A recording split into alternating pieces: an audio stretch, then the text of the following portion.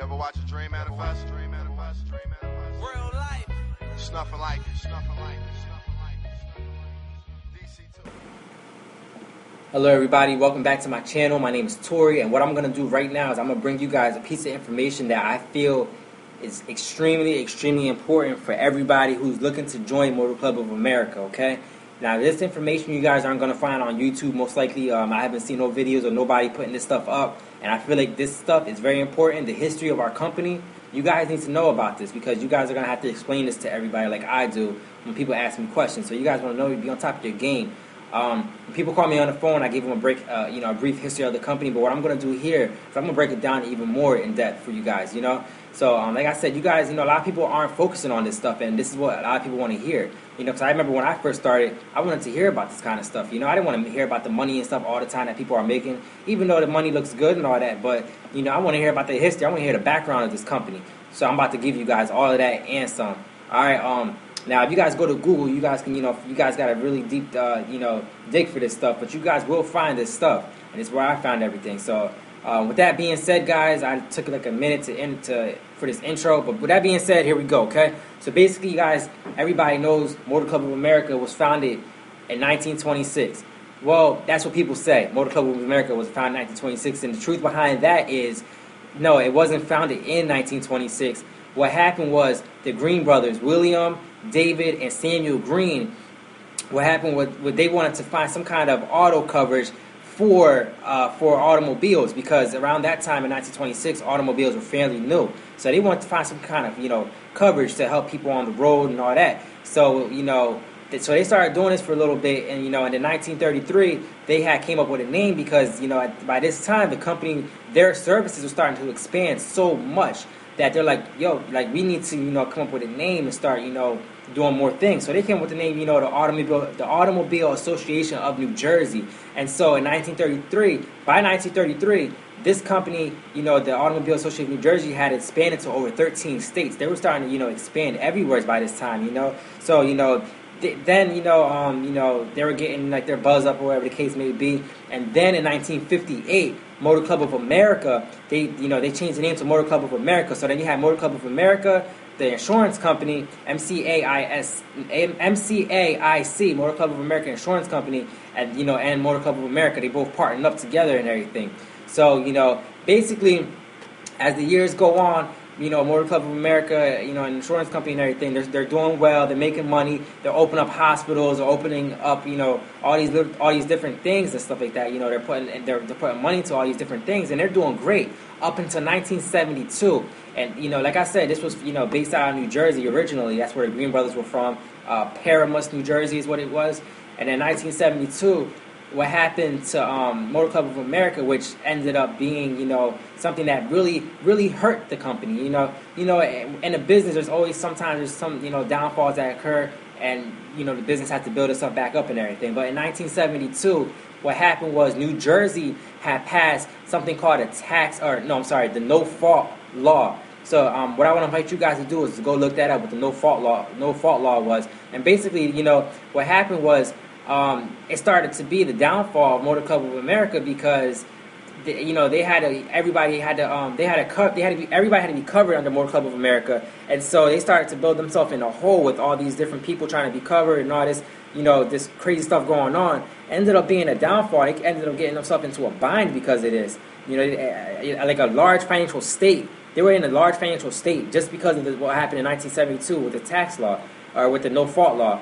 And so they were fighting this for many years and everything, many years they were fighting, and then eventually in like the 1980s, they asked for, I have notes in front of me, guys, so I might have to revert back to my notes sometime, because when I say I'm going into depth, I mean I'm really going into depth. So the company filed a lawsuit against the commissioner in the state of New Jersey seeking compensation for the injury caused by the New Jersey regulations. So that's what happened. They filed the lawsuit because the law that was passed was hurting Motor Club of America and other insurance companies as well, but particularly Motor Club of America after they put all that time and effort into things to build their company and everything. Now all of a sudden, things started crashing because of this law that New Jersey had passed. And, so they seek to file that lawsuit and everything else. So then, let's fast forward a couple more years, right? Now, a lot of things happened because, like I said, Motor Club America, they had like a whole bunch of subsidiary companies along with them, because they had, the company for home insurance. They had a whole bunch of different things. But I'm just focusing mainly on one thing, guys. So then, eventually, in 1987, TVC Marketing was bought out by Virgil Coffee. So if you guys don't know who Virgil Coffee is, he was a mastermind. Sorry, my phone went off. But he was a mastermind behind the whole Prepaid Legals Inc. Corporations back then. He was the mastermind behind the compensation plan and everything. So Mr. Virgil Coffee, he's just a mastermind. He's just brilliant. And so what he did was he partnered up with Motor Club of America because TVC Marketing or whatever, they used to be insurance. They used to provide coverages for truckers. They used to be the truckers' insurance. So they combined with them and everything with Motor Club of America. Now they launched a whole new thing to provide coverages for automobiles and everything. So now the automobiles, can be covered and everything else, So basically today, if you ask truckers, most truckers know what Motor Club of America is because they're associated with the TVC marketing aspect of it and everything. So that so I brought you guys up to par with 1987. We got Mr. Virgil Coffee brought TVC Marketing. They combined it with Motor Club of America. Now we have auto insurance for cars and trucks and all this other stuff, right, guys? So then by 1991, so they were doing good. They were getting back up on their feet again, because of what happened prior to that with the New Jersey laws and everything. So they're starting to get back on their feet. So now by 1991, they started to go back down again. And in 1992. What happened was in 1992 there was a hurricane. Let me look for the name. Hurricane Andrew. So Hurricane Andrew had hit in one of the major cities where Motor Club of America was at.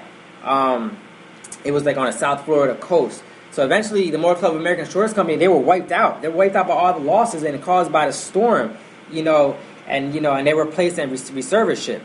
So basically, as a result, Motor Club of America they wrote off more than $23 million in losses. So $23 million in losses, that's a lot of money for for a company to have to come back off of. Like that's a lot of money. So so basically, guys, like I said, I have notes here and everything. So it goes very, very, very much in depth. And so that's pretty much that part of it. So this is what happened. So guys, eventually Motor Club of America. I'm off my notes now. So eventually Motor Club of America, right? They had to, another company had bought them out. It was called Preserver Group. So Preserver Group had bought Motor Club of America out, and they were, and basically they did the same. They offered the same kind of, insurance that Motor Club of America did, and eventually the Preserver Group was bought out by a company in 2006. I don't know the exact date.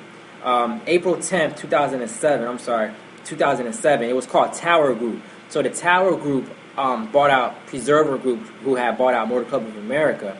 So now, like today, if you were to look, Tower Group is the actual insurance company because right now, Motor Club of America, the Motor Club of America that we know as of today, is not the same as it was back then because in 2011, 2007 is when Tower Group bought it out and everything. You know what I'm saying?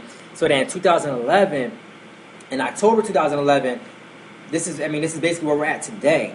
Motor Club of America relaunched itself not as an insurance company, but as a benefits company. So now we offer benefit packages to everybody. So now, people like you and I can go around and refer people into the company and sell these benefit packages, which is brilliant because, they can reach out to the masses this way. If they have different offices set up, like some of our top competitors, they have different offices set up, they can't reach out to masses and masses of people like we can. Like we go on YouTube, like I'm about to put this video on YouTube. You guys are probably watching me on YouTube right now, and I can blast this to 50,000, 100,000 people, and that's going to bring more business to them. So a lot of people always ask, like, why is this company ranked that? And this is exactly why. They can reach out to more and more people this way. So, like I said, guys, it's a benefits package that we offer now. It was launched. The whole package was launched in 2011 in October, which included the compensation plan that we have today. So, with all that being said, this is where we're at today.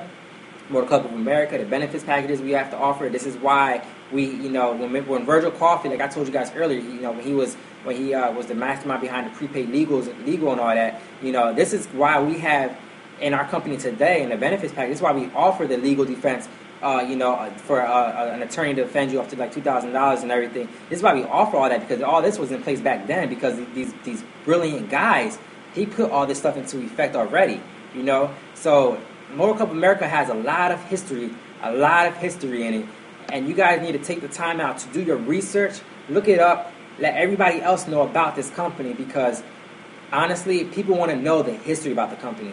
People want to know the facts about the company. And like I said, take this with a grain of salt. There's a lot of stuff that I missed, and I can't break down every single subsidiary that Motor Club America had and all that. I can't go through all that. This video will be forever.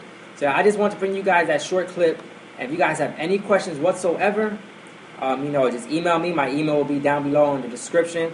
Visit my website. Check my other videos out, guys. I'm very, try to stay up on top of this. I try to become as educated as I can about this. Not only do I try to sell, packages to everybody, but I try to educate people as well, because people need it. And honestly, guys, the education sells itself, just like the benefits sell itself. So at the end of the day, you don't even have to tell people like, hey, you can make money off of this. Don't sell the compensation, sell the benefits and the history of the company, and you will succeed.